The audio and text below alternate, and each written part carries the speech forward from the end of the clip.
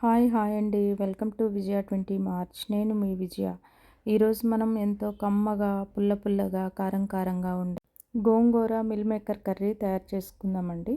ఇది నేను ఒక ఫంక్షన్‌లో వెళ్ళినప్పుడు భోజనాల్లో పెట్టారండి. ఆ రెసిపీ నాకు చాలా నచ్చిందండి.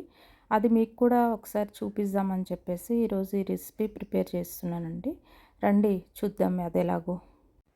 ముందుగా మిల్ మేకర్ తీసుకుందామండి. మరీ పెద్దగా ఉండే మిల్ మేకర్ అయితే అంత బాగోదండి. మీడియం సైజులో ఉండేవి తీసుకుందాము.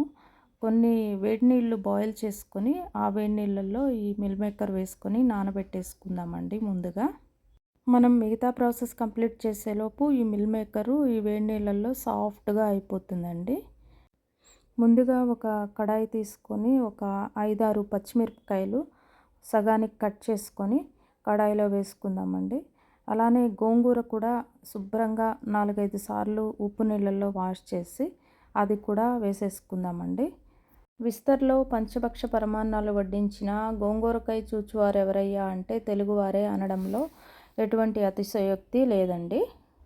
అయితే గోంగూరలో fibre, potassium, iron, calcium content చాలా ఎక్కువ స్థాయిలో ఉంటుందండి. క్లీన్ చేసి పెట్టుకున్న గోంగూరని కడాయిలో వేసుకున్నాం కదండి చిల్లీస్తో పాటు. ఇప్పుడు ఒక హాఫ్ గ్లాస్ వరకు వాటర్ పోసేసుకుందామండి. ఇవి రెండు మగ్గే వరకు కొంచెం మూత పెట్టేసుకుందాము. మధ్యలో మూత తీసి చూస్తే కొంచెం వాటర్ అనిపించింది కదా, ఈ వాటర్ కూడా ఆవిరైపోయి మొత్తం మగ్గిపోయే వరకు మూత పెట్టేసి పెట్టుకోవాలండి. మళ్ళా 2 మినిట్స్ తర్వాత లిడ్ ఓపెన్ చేసి చూస్తే వాటర్ అంతా దగ్గరకు అయిపోయాయండి. మన గోంగూర, పచ్చిమిర్చి బాగా మగ్గిపోయాయండి. ఇప్పుడు వీటిని వేరే సపరేట్ బౌల్లోకి తీసుకొని చల్లార పెట్టుకోవాలండి. ఈ గోంగూర చల్లారేలోపు ఇందాక మనము వేడి నీళ్ళల్లో వేసి పెట్టుకున్న మిల్ మేకర్ ఉంది కదండి, అది చల్లారిపోయింది. ఆ వాటర్ని అంతటిని పిండేసి సపరేట్ బౌల్లో పెట్టేసుకుందాము. ఇప్పుడు మళ్ళీ స్టవ్ ఆన్ చేసి కడాయి పెట్టుకొని కొంచెం ఆయిల్ వేసుకొని ఈ మిల్ మేకర్ని కొంచెం కలర్ చేంజ్ అయ్యే వరకు ఫ్రై చేసుకుంటూ ఉండాలండి. ఈ మిల్ మేకర్లో మనకి ప్రోటీన్ ఎక్కువగా దొరుకుతుందండి. అందువల్ల మన ఎముకలు పుష్టిగా ఉంటాయండి. ఈ మిల్ మేకర్ని ప్రోటీన్ పవర్ హౌస్ అని కూడా పిలుస్తారండి. మన సోయా అయితే ఇప్పుడు రెడీ అయిపోయిందండి. కలర్ చేంజ్ అయింది చూసారా. ఇప్పుడు ఈ పాయింట్లో దీన్ని మళ్ళీ ఇంకొక బౌల్లో తీసి సపరేట్గా పెట్టుకోవాలండి. ఇదే కడాయిలో ఇంకొక 3-4 టేబుల్ స్పూన్స్ ఆయిల్ వేసేసుకొని ఆయిల్లో జీలకర్ర, ఆవాలు వేసుకోవాలి. అవి కొంచెం చిటపటలాడిన తర్వాత మనము ముందుగా కట్ చేసి పెట్టుకున్న ఆనియన్స్, పచ్చిమిర్చి ఉన్నాయి కదా, అవి తాలింపులో వేసుకుందామండి. కొంచెం ఒక 1/2 టేబుల్ స్పూన్ వరకు సాల్టు, పసుపు వేసుకుందామండి. దీనివల్ల మన ఆనియన్స్ అయితే ఫాస్ట్గా మగ్గిపోతాయి కదా.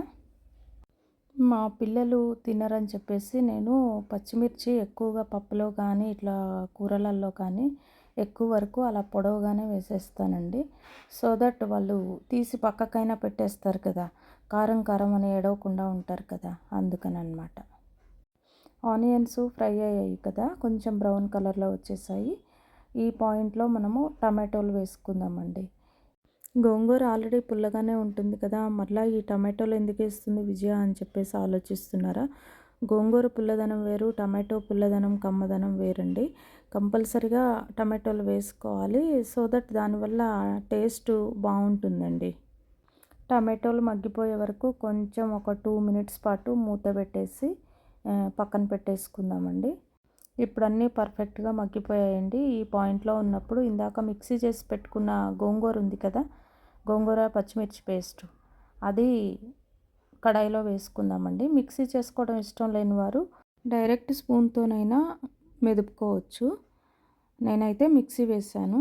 ఇప్పుడు వచ్చేసి జీలకర్ర పొడి ఒక 1/2 టేబుల్ స్పూను, ధనియాల పొడి ఒక 1/2 టేబుల్ స్పూను, రుచికి తగినంతగా కారం అండి. కారం తక్కువనే వేసుకోవాలి, ఎందుకంటే మనము గోంగూర పేస్ట్ చేసుకునేటప్పుడు వేసుకున్నాము, మళ్ళీ తాలింపులో వేసుకున్నాం కాబట్టి తగినంత, ఎవరి టేస్ట్కి తగినంత వాళ్ళు చూసి వేసుకోవాల్సి ఉంటుంది.